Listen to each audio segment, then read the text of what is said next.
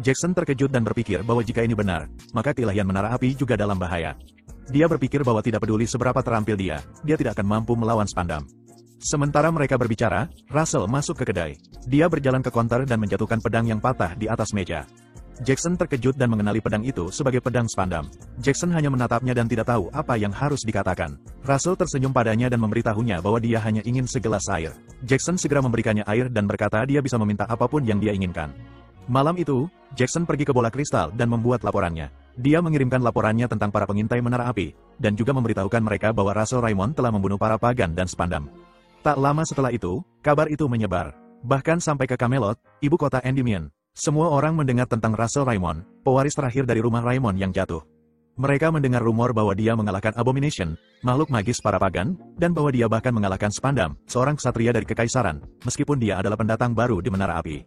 Rumor itu sulit dipercaya, dan disambut dengan perasaan campur aduk. Tak lama setelah itu, Russell kembali ke menara melalui portal. Ketika dia muncul, sang master terlihat senang melihatnya, tetapi saudara Olsen dan Hubert tampak penasaran.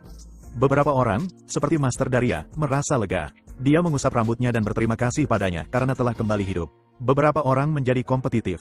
Master Melville membaca laporan itu, dan dia tertawa bahwa sepertinya ini akan menjadi taruhan yang berat. Alan juga membacanya, dan dia berkomentar bahwa sepertinya junior ini jauh lebih hebat daripada yang dia kira. Beberapa orang merasa kebencian dan kemarahan. Di bagian lain dunia, beberapa orang memberitahu guru Spandam, McRae Hughes, bahwa dia telah mati. McRae membersihkan pedangnya, dan dia bertanya pada para pria apakah itu semua informasi yang mereka miliki untuknya. McRae adalah guru pedang dari kekaisaran, dan kemarahan terlihat di matanya. Para pria itu merunduk di hadapannya dan memberitahunya bahwa itu semua informasi yang mereka miliki.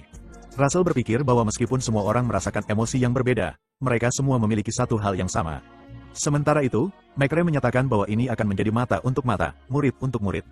Dia memukulkan pedangnya ke tanah dengan marah. Sebuah kekuatan gelap muncul dari tanah tempat dia memukul dan bergerak maju. Kekuatan itu bergerak dari tempat dia berada ke hutan dan menghancurkan seluruh tempat. Satu hal yang dimiliki semua orang yang mendengar pesan itu adalah mereka semua memiliki kesan yang kuat tentang Russell Raymond. McRae teringat pada Daria Stone White, dan dia mengatakan bahwa dia akan membalas untuk ini dengan segala cara. Kemudian, Russell memberikan laporan misinya kepada Master Daria. Dia bertanya apakah yang dia katakan adalah bahwa para pagan terlibat dalam kematian ayahnya. Russell mengonfirmasi apa yang dia katakan. Dia memberitahunya bahwa banyak catatan hilang selama perang, dan sulit untuk mengetahui situasi yang sebenarnya. Dia mengatakan bahwa itu akan lebih sulit untuk mengidentifikasi pelakunya. Russell memberitahunya bahwa dia menyadari hal itu. Untuk menghiburnya, sang master memegang tangannya dan memberitahunya bahwa satu hal yang pasti. Dia mengatakan bahwa jika mereka terus mengejar para pagan, mereka akan dapat menemukan kebenarannya, dan dia bertanya apakah Russell berpikir begitu. Sang master meyakinkannya bahwa dia, bersama dengan menara api, akan selalu berada di sini untuk membantunya, dan Russell mengucapkan terima kasih dengan tulus. Tak lama setelah itu, pengendara kereta mengumumkan bahwa mereka telah tiba di tujuan mereka. Master Daria memberitahunya bahwa dia berharap dia bisa menyingkirkan keraguannya dan kecemasannya agar dia bisa memperluas wawasan pengetahuannya hari ini. Mereka turun dan memasuki sebuah bangunan besar. Di dalam bangunan, ada pertemuan Dewan Menara Sihir.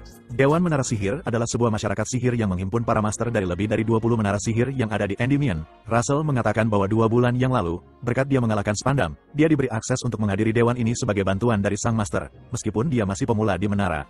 Ketika mereka masuk, salah satu master mengenali Russell sebagai dewa yang mereka dengar, dan seorang pria lainnya mengatakan bahwa itu adalah kehormatan untuk bertemu dengannya. Russell tertawa dan mengucapkan terima kasih atas kebaikan mereka. Sementara mereka sedang saling menyapa, seseorang yang mendekati mereka memberitahu Master Daria bahwa sudah lama tidak bertemu, menyebutnya sebagai senior. Daria berbalik untuk melihat siapa itu. Dia mengenali pria itu sebagai Master Menara Kuning, dan dia mengulangi bahwa memang sudah lama sekali. Ketika dia mendekat, Miss Daria memperkenalkan Master Menara Kuning sebagai Niccolo Machiavelli. Dia memberitahu Russell bahwa dia adalah penyelenggara Dewan Menara Sihir hari ini. Russell segera membungkuk dan menyapa sang master. Pria itu tertawa dan memberitahunya bahwa dia tidak perlu terlalu formal. Dia berkomentar bahwa dia berhasil mengalahkan murid dari bajingan terkutuk itu. Russell menatap dan bertanya-tanya bajingan siapa yang mereka bicarakan. Miss Daria memberitahunya bahwa dia sedang berbicara tentang McRae Hughes, Master Pedang Kekaisaran. Dia memberitahunya bahwa orang yang dia kalahkan adalah muridnya. Niccolo menunjuk bekas luka di matanya dan mengatakan bahwa mendengar kabar itu menyegarkan. Russell memperhatikan luka di matanya dan menyadari bahwa itu pasti perbuatan McRae. Master Daria menyela dan meminta Niccolo berhenti membicarakan luka lama dan untuk bersiap-siap untuk presentasi. Dia mengingatkannya bahwa dia mengatakan memiliki agenda penting hari ini.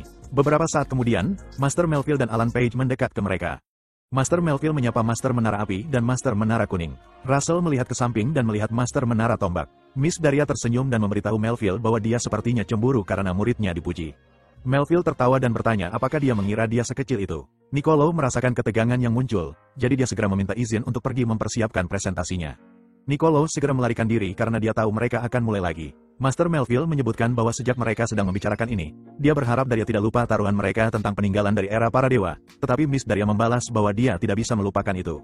Master Melville mulai membual dan mengatakan bahwa Alan kesayangannya sudah melakukan sesuatu. Sebelum dia bisa menyelesaikan kalimatnya, Alan meletakkan tangannya di bahu gurunya dan mengingatkannya bahwa mereka harus menuju tempat duduk mereka. Alan mulai menariknya pergi dan Master Melville memanggilnya bocah nakal dan memberitahunya bahwa dia masih sedang bicara. Dia berteriak pada Alan untuk melepaskannya. Russell mulai tertawa melihat gelagat antara sang master dan muridnya. Tak lama setelah itu, presentasi dimulai, dan Master Nicolo mengumumkan bahwa mereka memulai sesi Dewan Menara Sihir ini. Dia mengumumkan bahwa agenda utama pertemuan ini adalah tentang reruntuhan yang sedang digali di Gunung Calvane. Dia mengatakan bahwa reruntuhan itu tampaknya berasal dari akhir era mitologi, dan belum ditemukan bukti bahwa reruntuhan tersebut telah dijarah. Ini berarti masih ada kemungkinan besar sebuah peninggalan masih utuh, jadi dia tersenyum lebar. Russell berpikir tentang ide sebuah peninggalan dari era mitologi, dan Master Daria berkomentar bahwa mereka mungkin saja akan menggali sebuah artefak yang akan mengguncang zaman. Nicolo mengumumkan kepada para Master bahwa inilah mengapa mereka membutuhkan bantuan mereka untuk mengamankan lokasi tersebut. Master Nicolo meminta Sir Alan Page dari Menara Tombak untuk membantu. Dia juga menyebutkan Russell dari Menara Api, dan dia mengatakan bahwa dia ingin meminta keduanya sebuah bantuan.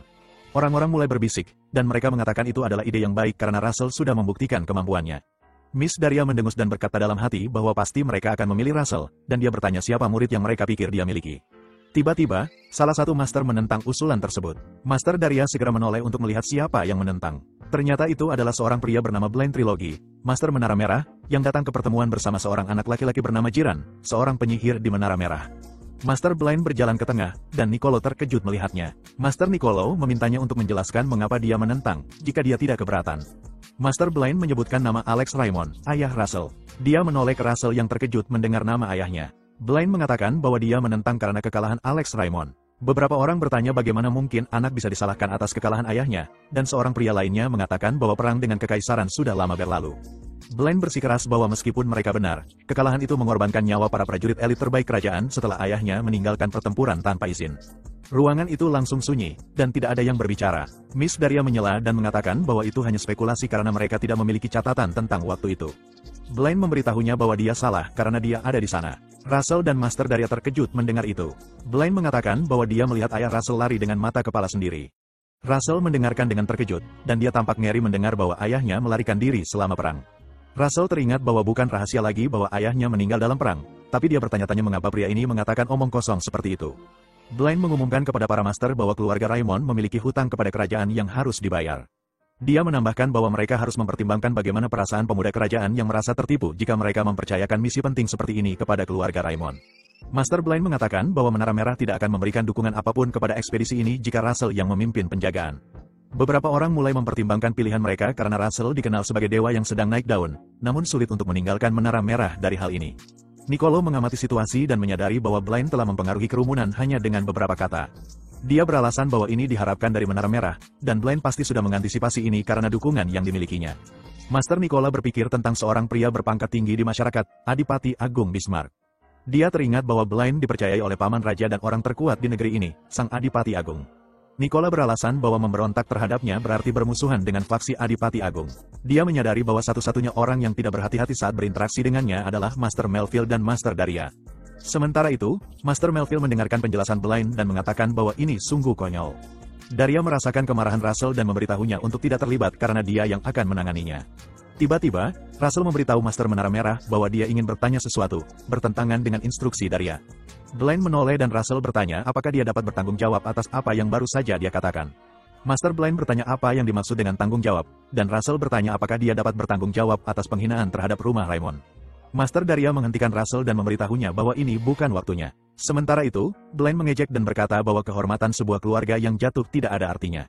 Dia memberitahu Russell untuk bersyukur bahwa Daria adalah gurunya. Dia berkata bahwa jika bukan dia akan mencabik lidahnya dan menjadikannya contoh bagi semua penyihir sombong dan tak tahu diri lainnya. Tiba-tiba, seseorang masuk dan memberitahu Master Menara Merah bahwa dia semakin bertindak seperti bangsawan setiap kali dia melihatnya. Dia berkomentar bahwa seseorang bisa mengira dia adalah Yang Mulia, sang raja itu sendiri. Semua orang berbalik, terkejut melihat siapa yang masuk. Orang yang masuk adalah Hecate Ratmos, putri kerajaan. Para master segera membungkuk untuk menyapa Putri. Blaine juga membungkuk untuk menyapa, tetapi bertanya-tanya mengapa Putri ada di sini. Putri Hecate mengatakan bahwa dia mendengarkan dari luar, dan dia pikir Master Menara Merah memiliki poin. Dia mengatakan bahwa jika seseorang memiliki hutang, mereka harus membayarnya. Miss Daria mencoba menyela, tetapi Putri mengatakan ada kata, tapi. Putri Hecate mengatakan bahwa untuk seseorang bisa membayar kembali, mereka harus diberi kesempatan untuk melakukannya. Akhirnya, dia mengumumkan kepada mereka bahwa dia memerintahkan agar Menara Tombak dan Menara Api bertindak sebagai penjaga, bersama dengan Menara Merah. Blaine mendengar keputusan Putri Hecate dan terkejut. Putri Hecate hanya tersenyum sinis padanya. Blaine bereaksi dan mengingatkan Yang Mulia bahwa ini bukanlah masalah yang bisa dianggap enteng. Putri Hecate memanggil Nicolo dan bertanya siapa sponsor terbesar dari penggalian tersebut. Master Nicolo menyebutkan bahwa dia adalah sponsor besar tersebut. Putri Hecate tersenyum dan mengatakan mereka akan melanjutkan seperti yang dia katakan. Setelah menyatakan hal itu, dia meninggalkan ruangan. Blaine memandangnya dan tersenyum dengan tidak nyaman. Nicolo dengan cepat menenangkan semua orang dan mengumumkan bahwa item berikutnya dalam agenda adalah jadwal penggalian. Russell tampak bingung dengan semua yang baru saja terjadi dan memikirkan Putri Hecate. Setelah pertemuan, Blaine berpikir bahwa ini adalah kesempatan untuk menghentikan keluarga Raymond, tetapi dia tidak percaya bahwa Putri ikut campur. Tiba-tiba, Gron melihat sesuatu di jalur kereta mereka dan melompat ke atap, memegang pedang merah. Pengemudi kereta berhenti tiba-tiba ketika dia mendekati seseorang yang menghalangi jalan mereka.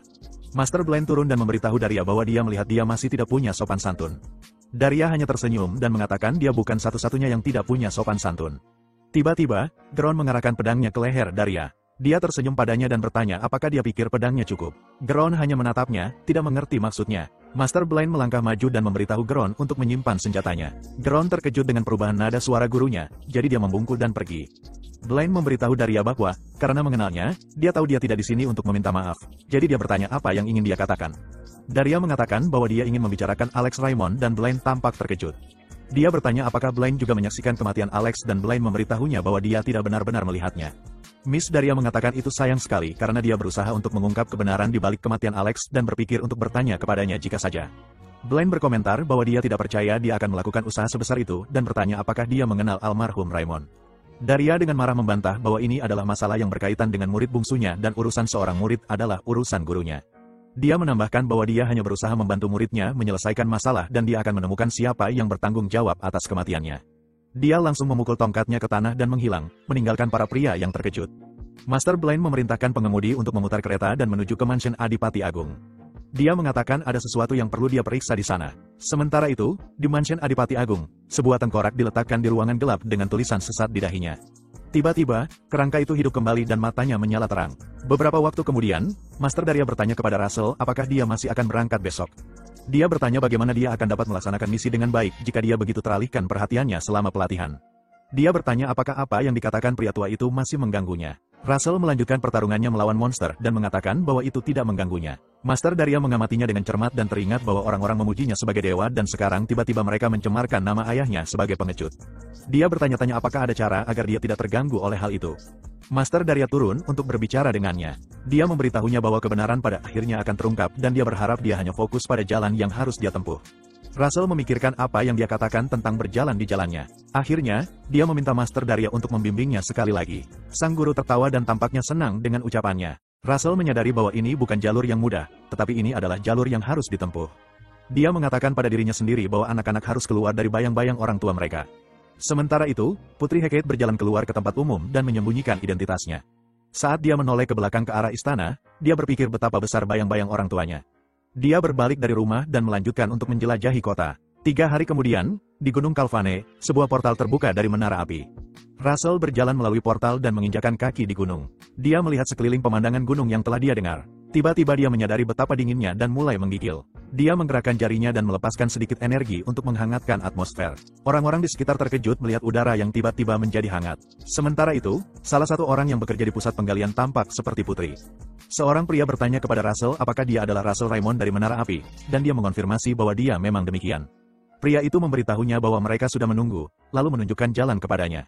Saat Russell mengikutinya, dia melihat beberapa bendera. Dia melihat bendera Menara Kuning Jalur Kerajaan, bendera Menara Kuning Everall, dan bendera Menara Kuning Achaos. Dia menyadari bahwa semua ahli sihir tipe bumi telah berkumpul di sini untuk pekerjaan ini. Pria itu bertanya kepada Russell apakah dia menganggap skala pekerjaan ini mengesankan. Pria itu memberitahunya bahwa mereka bahkan membuat seluruh bangunan dari kristal sihir. Russell memperhatikan betapa reflektifnya bangunan tersebut, dan dia mengatakan bahwa bangunannya seperti cermin. Pria itu mengonfirmasi pernyataannya dan mengatakan itulah mengapa mereka menyebut reruntuhan ini sebagai kuil cermin. Tak lama kemudian, mereka bertemu seorang pria tua yang menyambut Russell. Dia memperkenalkan dirinya sebagai Spiegelman dari Menara Kuning, orang yang bertanggung jawab atas ekspedisi ini. Russell dengan hormat menyapanya dan memperkenalkan diri. Russell mengenali pria itu sebagai orang yang terampil yang naik dari statusnya sebagai orang biasa menjadi seorang tetua di Menara Kuning jalur kerajaan. Dia juga seorang arkeolog dan petualang yang telah menggali lebih banyak reruntuhan daripada siapapun di kerajaan ini. Russell bertanya-tanya apakah dia bisa menanyakan beberapa pertanyaan yang ada di pikirannya. Tiba-tiba, Alan datang dan mengakui kehadiran Russell. Russell tampak senang melihatnya, dan dia berkomentar bahwa Alan datang begitu cepat. Mereka berdua berjabat tangan, dan Russell mengatakan senang bertemu dengannya. Russell bercanda menyebut Alan sebagai jenius yang rajin dan mengatakan itu curang, tetapi Alan tertawa dan mengatakan dia ingin melindungi peninggalan mitologis. Alan mengatakan mereka harus menunggu kedatangan penjaga Menara Merah, agar mereka bisa membicarakan giliran dan misi mereka bersama-sama. Spiegelman berpikir bahwa memang menyenangkan memiliki dewa-dewa kerajaan yang menjaga situs penggalian ini. Dia juga bertanya-tanya masalah apa yang bisa mereka hadapi di reruntuhan yang busuk ini yang membuat mereka mengirimkan semua personel ke sini. Spiegelman berpikir dalam-dalam, dan merasa ini agak berlebihan. Sambil berpikir, sebuah ledakan keras menarik perhatian ketiga pria itu di bagian lain situs. Beberapa pekerja lari menjauh, dan Russell bertanya pada mereka apa yang sedang terjadi. Sebuah golem es muncul dari tempat itu dan menggeram kepada mereka. Spiegelman mengenalinya sebagai golem kristal, dan Alan dengan cepat memberitahu semua orang untuk lari ke tempat yang aman. Golem kristal itu menjadi marah dan menembakkan beberapa kristal ke arah mereka. Spiegelman melindungi para pekerja dari dampak menggunakan perisai, tetapi kristal-kristal itu menembus perisai dan menusuk para pria itu. Spiegelman terkejut melihat bahwa perisai tidak mampu bertahan. Dia memutuskan untuk menggunakan sesuatu yang lain, jadi dia memukul tangannya ke tanah. Tindakannya menyebabkan bumi menonjol ke depan sebagai dinding yang memisahkan mereka dari kristal-kristal monster. Spiegelman memberitahu semua orang untuk membangun tembok tanah untuk memblokir serangan-serangan itu. Putri Hecate menemukan salah satu pria yang terluka dan membantunya berdiri, memberitahunya untuk bertahan. Tiba-tiba, golem muncul di belakang putri dan pria yang dia bantu. Monster itu mengulurkan tangan besarnya dan menembakkan peluru kristal, dan putri itu terkejut saat menoleh ke belakang. Dia mengangkat kedua tangannya dan mencoba melepaskan sedikit mana untuk menghentikan serangan itu. Sebelum dia bisa bertindak, Russell datang menyelamatkannya dengan tombak apinya dan membakar kristal-kristal itu dengan sapuan senjatanya. Putri itu terkejut melihatnya, jadi dia tidak merespon. Russell berbalik ke arahnya dan bertanya apakah dia baik-baik saja, tetapi dia melihat sesuatu yang menarik perhatiannya. Dia melihat rambut ungunya, dan dia ingat pernah melihatnya di suatu tempat. Dia menyadari bahwa dia adalah putri dan menyapanya dengan gelar, tetapi Hecate tampaknya tidak puas identitasnya telah terungkap. Monster itu menggeram kepada mereka dan menghentikan sedikit kesenangan mereka, menarik perhatian Russell sekali lagi.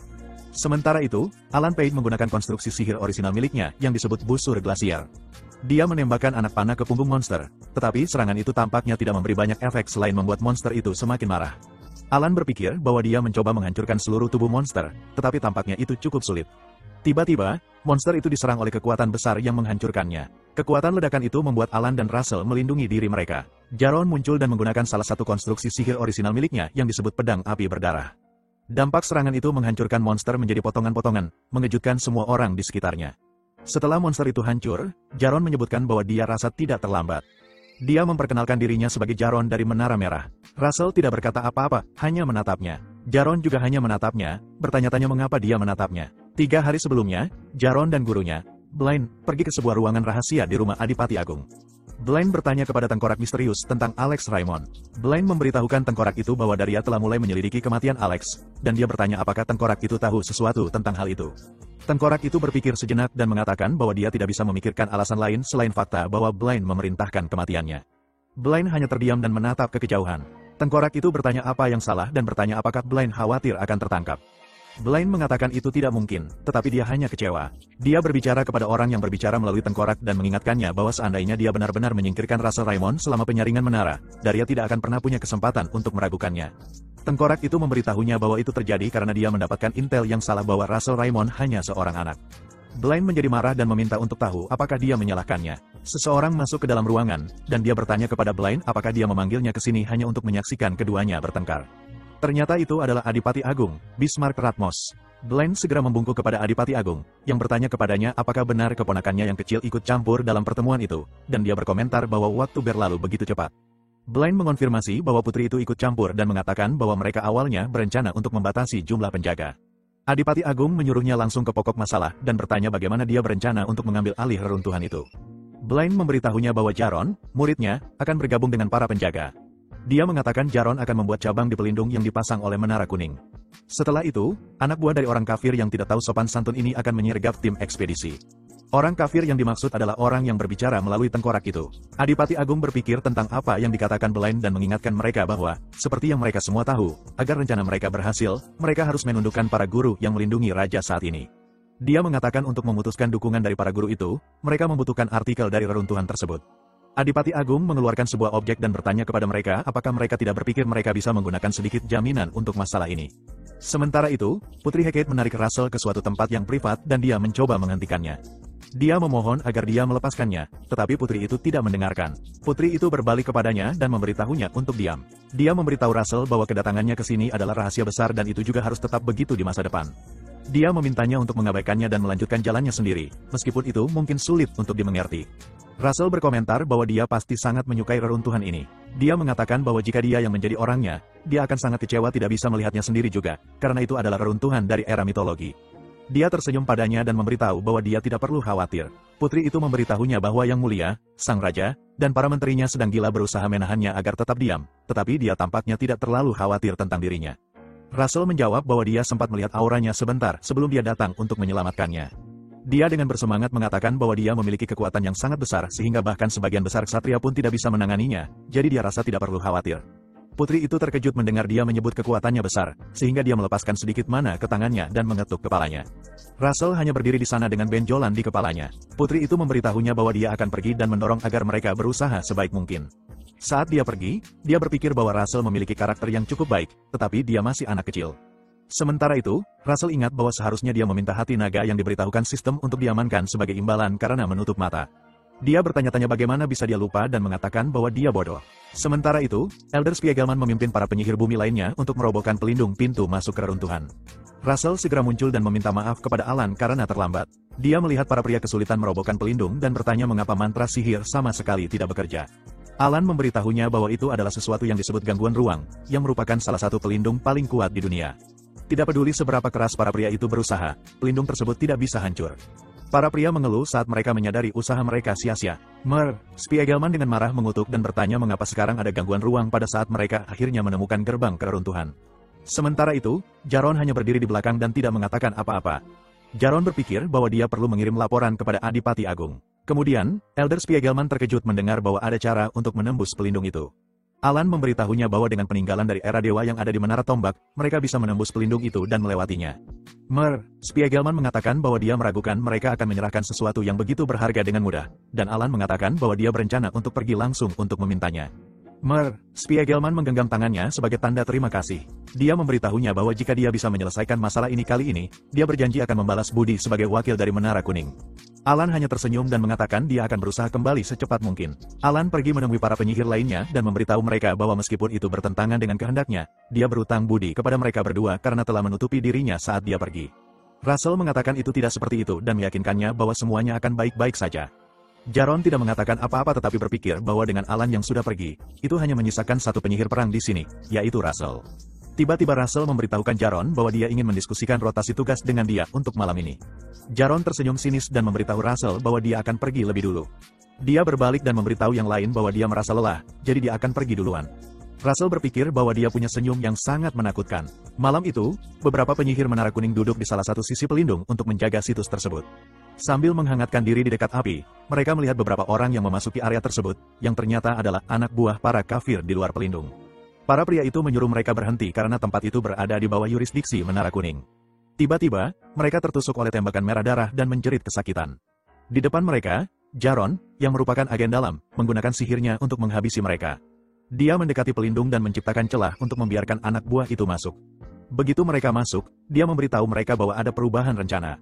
Dia memberitahukan bahwa gangguan ruang muncul di area tempat reruntuhan dijaga. Dia mengatakan bahwa untuk membawa artefak yang bisa menghancurkan gangguan tersebut, Alan Page sedang menuju ke Menara Tombak. Salah satu pria bertopeng di antara anak buah itu mencium bau mayat yang terbakar dan berkata itu sangat menjijikkan. Jaron melanjutkan dengan mengatakan bahwa untuk memeras Alan, mereka hanya perlu menjadikan Spiegelman sebagai sandera. Pria bertopeng itu bertanya tentang seseorang yang disebut sebagai dewa dari Menara Api dan mengatakan bahwa penculikan itu tidak keren. Jaron memberitahunya untuk membunuhnya. Dia mengingatkan mereka bahwa dia tidak akan mentolerir kesalahan seperti terakhir kali. Seorang pria besar yang mengenakan sirah ksatria di antara anak buah itu mendekatinya dan berkata, itu banyak sekali omelan dari seorang pengamat yang mengacu pada Jaron. Jaron menjadi marah dan sepertinya mereka akan bertarung.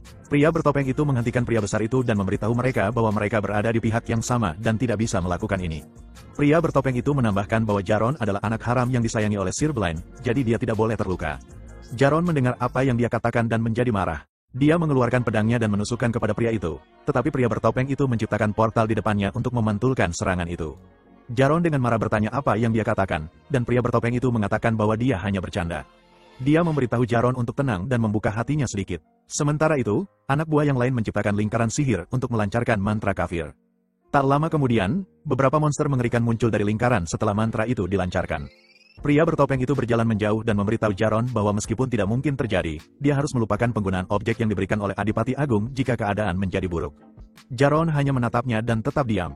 Dia mengingat percakapan dengan Master Blaine, yang mengingatkannya bahwa setelah misi berakhir, dia harus hidup sebagai hantu hingga hari Adipati Agung naik tahta. Blaine mengingatkannya bahwa tidak boleh ada satupun orang yang selamat dari ekspedisi. Jaron bertanya apakah boleh menggunakan objek yang diberikan Adipati Agung jika keadaan memburuk. Selama beberapa waktu, Blaine diam saja dan hanya menatapnya. Akhirnya, dia bertanya kepada Jaron apakah dia tidak ingin diakui olehnya. Dia memberitahu anak itu bahwa dia hanya akan melaksanakan misi dengan baik, dan memastikan bahwa tidak ada yang salah dengan cara apapun. Kembali ke masa kini, Jaron memutuskan untuk melakukan apa yang diinginkan oleh gurunya. Saat dia menyaksikan monster-monster api keluar, dia memutuskan bahwa dia akan menjadi hantu setelah misi berakhir. Dia mengatakan bahwa dia tidak hanya akan menjadi hantu, tetapi hantu yang menyebarkan ketakutan dan keputusasaan. Sementara itu, Russell pergi untuk berbicara dengan Elder Spiegelman tentang pertanyaannya. Spiegelman memastikan apakah dia sedang bertanya tentang naga dengan banyak tanduk. Dia bertanya pada Russell mengapa dia tiba-tiba bertanya ini. Russell menyebutkan bahwa dia melihat seekor naga saat dia dalam misi, dan naga itu menarik perhatiannya karena tidak biasa. Spiegelman memberitahunya bahwa bahkan dia sendiri tidak bisa memberikan jawaban pasti. Russell terlihat kecewa dan bertanya apakah begitu. Tiba-tiba, Elder Spiegelman memberitahunya bahwa ada satu entitas yang terlintas dalam pikirannya. Dia memberitahukan Russell tentang sesuatu yang disebut Raja Naga Ilahi. Russell bertanya-tanya apa itu Raja Naga Ilahi dan bertanya-tanya apakah ada makhluk seperti itu. Elder Spiegelman mengatakan bahwa, bagaimanapun, karena kurangnya catatan sejarah, sangat sedikit yang diketahui tentang pencapaiannya. Dia mengatakan bahwa katanya, Raja Naga Ilahi ini telah membesarkan mereka yang layak untuk menghadapi kejahatan besar. Russell mengingat gambaran yang dia lihat tentang pejuang berambut hitam. Tiba-tiba, Pepper muncul di atas kepalanya, mengejutkan Russell. Elder Spiegelman melihat Pepper dan terkejut melihat bahwa Russell juga bisa memanggil roh. Pepper sama sekali mengabaikan mereka dan hanya berjalan menuju pintu. Dia berdiri di depan pintu tenda dan menggeram pada sesuatu yang tidak bisa mereka lihat. Tiba-tiba, sesuatu mulai menekan tenda yang menutupi mereka. Ternyata itu adalah makhluk api yang dipanggil oleh anak buah kafir. Russell dan Elder Spiegelman terkejut melihat monster tersebut. Monster itu tampaknya memiliki beberapa bisul di tubuhnya, dan bisul itu melepaskan banyak ledakan di dalam tenda. Sementara itu, para penyihir menara kuning di luar berteriak bahwa mereka sedang diserang. Ksatria besar itu maju ke arah mereka, dan para penyihir melihatnya. Mereka memutuskan untuk bergabung dan menggunakan sihir bumi untuk menundukkan musuh bersama-sama. Anehnya, ksatria itu tidak bergerak sedikit pun ketika mereka mengarahkan serangan sihir bumi ke arahnya. Setelah mereka selesai menyerang, ia mencemooh dan menyebut keterampilan mereka menyedihkan. Para penyihir terkejut karena ia masih baik-baik saja meskipun telah terkena serangan mereka, dan mereka tampak ketakutan. Pria besar itu memutuskan untuk membalas dengan memukul mereka menggunakan palu besar miliknya. Dia memukulkan palunya ke tanah dan menghancurkan tanah di bawahnya. Palu itu mengeluarkan cahaya ungu gelap yang merayap di sepanjang tanah dan melahap para pria itu, yang berteriak ketakutan. Sementara itu, pria bertopeng juga bertemu dengan beberapa penyihir bumi dari Menara Kuning. Dia hanya berdiri dengan tangan terlipat di belakang punggungnya saat mereka mencoba menyerangnya. Para pria itu bergabung dan menembakkan anak panah bumi ke arahnya. Pria bertopeng itu hanya menghela napas dan mengatakan bahwa sihir mereka mengganggu, lalu dia menciptakan beberapa portal sihir. Portal-portal itu menyerap anak panah bumi yang ditembakkan ke arahnya, dan portal lainnya muncul di belakang para pria itu. Tiba-tiba, mereka menyadari adanya portal di belakang mereka, tetapi sudah terlambat karena anak panah mereka melewati portal dan mengenai mereka dari belakang. Mereka berteriak kesakitan saat dibunuh oleh serangan mereka sendiri. Pria bertopeng itu berjalan melewati mayat mereka dan memasuki perkemahan. Dia berhenti sejenak dan bertanya-tanya di mana Old Man Spiegelman berada. Sementara itu, Russell melindungi dirinya dan Elder Spiegelman dari dampak ledakan dengan menggunakan pelindung. Elder Spiegelman dengan marah bertanya siapa orang gila ini yang berani menyerang situs penggalian Endymion. Russell melepas pelindungnya dan mengenali monster itu sebagai Andit. Russell memberitahukan Elder Spiegelman bahwa mereka yang menggunakan mayat sebagai senjata hanya bisa satu hal. Elder Spiegelman bertanya apakah mereka adalah sekte, dan Russell hanya meminta maaf dan memberitahunya bahwa dia harus pergi melindungi seseorang yang penting. Saat dia pergi, dia memberitahu Elder untuk bertemu dengannya di depan reruntuhan, yang mengejutkan Spiegelman. Elder Spiegelman menyaksikan Russell pergi dengan kebingungannya dan bertanya-tanya apakah orang tersebut lebih penting darinya. Sementara itu, Putri Hecate bertarung melawan monster yang mendekatinya. Dia menyerangnya dengan kapak sihir dan bertanya-tanya dari mana makhluk-makhluk ini muncul begitu saja. Monster itu jatuh ke tanah setelah dia memotong kepalanya dengan bersih. Putri memberitahu pekerja lainnya bahwa semua orang aman dan meminta mereka untuk mengikutinya.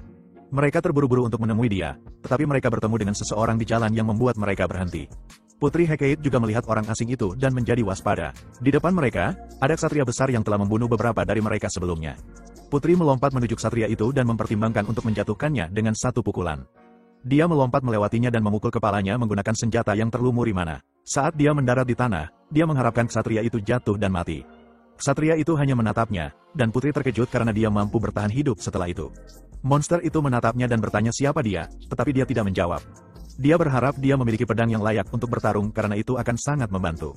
Putri berpikir bahwa dia tidak bisa kehilangan momentum di sini demi orang-orang yang sedang dalam bahaya. Dia memberitahu dirinya bahwa dia adalah Hecate Ratmos, putri kerajaan Endymion, dan dia akan melindungi rakyatnya. Tiba-tiba, dia melepaskan letusan mana dan melangkah maju menghadapi monster itu. Pria besar itu bersiap untuk bertarung dan berkata sepertinya pertarungan ini akan menjadi menarik. Russell tiba-tiba muncul dan memberitahu pria besar itu bahwa dia akan membuatnya lebih menyenangkan. Dia muncul dalam api dan menyerang pria itu dengan serangan tombak api di dadanya. Serangan itu melemparkan ksatria itu mundur dan membuatnya terguling ke batu. Russell menoleh kembali ke arah Putri dan bertanya apakah dia baik-baik saja. Dia secara keliru memanggilnya Putri dan kemudian memanggilnya anggota suplai untuk menjaga penyamarannya. Putri menatapnya dengan tajam karena kesalahan itu dan Russell merasa canggung. Dari dalam asap, pria besar itu berkata bahwa sepertinya ini adalah pejuang terkenal yang menggunakan tombak api. Dia bangkit kembali dan mengenali Russell sebagai yang suci dari menara api. Russell berbalik menghadap pria besar itu dan memberitahu Putri bahwa dia akan mengurusnya. Dia memintanya untuk membawa orang-orang ke pintu masuk reruntuhan karena mereka berencana untuk berkumpul di sana dengan Elder. Sementara itu, Elder Spiegelman mengumpulkan beberapa pekerja dan mencoba membawa mereka ke tempat yang aman. Putri Hecate bertanya pada Russell apakah dia yakin bisa menangani ini sendirian. Dia berbalik dan mengingatkannya bahwa dia mengatakan akan memberinya kesempatan untuk membalas hutangnya. Putri tersenyum mendengar itu, jadi dia mengumpulkan orang-orang dan memberitahunya bahwa dia akan menyerahkannya padanya. Pria besar itu mengumumkan kepada Russell bahwa akan lebih menyenangkan jika mereka berdua melawan dia bersama-sama, dan Russell memberitahunya untuk tidak khawatir karena dia tidak bertarung sendirian. Pria itu hanya menatapnya dan bertanya-tanya apa yang sedang dia bicarakan. Tiba-tiba, Pepper berlari ke arahnya dengan semburan api dari mulutnya. Ledakan yang dihasilkan sangat besar dan mengejutkan prajurit besar itu. Russell memanfaatkan gangguan itu untuk membuat senjata yang menggabungkan overhead dengan tombak apinya dan menambahkan formula peledak ke dalamnya. Pria itu muncul dari api dan mengingatkan Russell bahwa trik-triknya tidak akan berhasil padanya. Dia mengangkat palu ungu gelapnya dan berusaha membalas dengan serangan miliknya. Sebelum dia bisa bergerak, Russell bertanya apakah dia pikir ini hanya trik, dan dia memukul palu pria itu dengan tombak apinya. Ledakan api lainnya terjadi, mengejutkan prajurit besar itu. Serangan api menutupi seluruh tempat. Sementara itu, beberapa pekerja lainnya mencoba melarikan diri ke reruntuhan untuk bertemu dengan Elder Spiegelman. Dalam perjalanan mereka bertemu dengan seseorang dan terpaksa berhenti. Ternyata itu adalah Jaren, yang hanya berdiri di sana dan menatap mereka. Para pria itu bertanya apakah dia terluka. Mereka bertanya kemana dia pergi dan memberitahunya bahwa musuh sedang menyerang situs. Tiba-tiba, ketiga pria itu dipenggal dengan satu ayunan pedang Jaren. Dia memotong mereka semua dan menyaksikan mayat mereka jatuh ke tanah. Segera setelah itu, dia melihat di dekatnya dan melihat Elder Spiegelman berkumpul dengan para pekerja di depan reruntuhan. Jaren terkejut dan bertanya-tanya apa rencana mereka. Ketika dia melihat lebih dekat, dia melihat seseorang yang familiar di antara mereka dan mengenali orang itu sebagai Putri Hecate. Di dekatnya, sebuah ledakan api besar terjadi. Jaren cepat-cepat berbalik untuk melihat apa yang sedang terjadi, dan dia melihat prajurit besar itu masih berdiri setelah terkena ledakan. Tiba-tiba, prajurit itu melihat sesuatu yang mengejutkannya. Di tanah, potongan-potongan pelarmorannya jatuh, dan dia terkejut bahwa besi hitam yang terkutuk itu hancur. Setelah potongan armor itu jatuh dan memperlihatkan sebagian wajah pria itu, Russell berkomentar bahwa akhirnya mereka bisa melihat wajah sombongnya. Russell bertanya mengapa dia memiliki ekspresi masam seperti itu, dan pria itu menyebutnya bodoh yang sombong.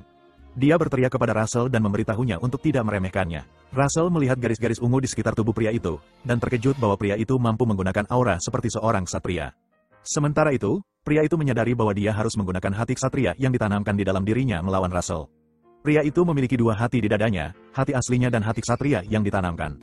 Prajurit besar itu mempersiapkan senjatanya dan memberitahu Russell bahwa dia akan memotongnya sampai hancur. Saat dia melompat maju untuk memukul Russell dengan palunya, Russell melompat keluar dari jalan untuk menghindari serangan tersebut. Dia terkejut bahwa pria besar itu bisa bergerak begitu cepat. Pria besar itu dengan marah berbalik untuk mengejarnya, tetapi Russell hanya tersenyum.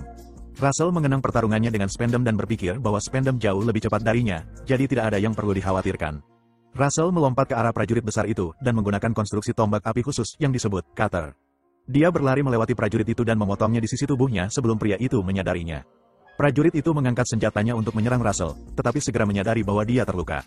Russell berdiri di belakangnya, siap untuk menghabisinya, dan memberitahunya bahwa ini saatnya untuk mengakhiri semua ini. Sebelum dia bisa memukulnya, sebuah portal muncul di antara mereka. Dari portal tersebut, air tiba-tiba mulai mengalir keluar. Arus air itu menyapu Russell dan membuatnya terlempar ke belakang. Russell berhasil melompat kembali ke tanah dan bertanya-tanya apa yang baru saja terjadi. Dia melihat pakaiannya dan menyadari bahwa itu basah kuyup dengan air. Ketika dia melihat ke depan, dia melihat pria bertopeng dan bertanya-tanya apakah dialah yang bertanggung jawab atas apa yang baru saja terjadi. Pria bertopeng itu berbicara tentang bagaimana tekanan laut dalam sangat berguna, tetapi pria itu hanya memberitahunya untuk diam. Russell berkata bahwa kali ini dia tidak akan melewatkan kesempatan dan mempersiapkan serangan lagi.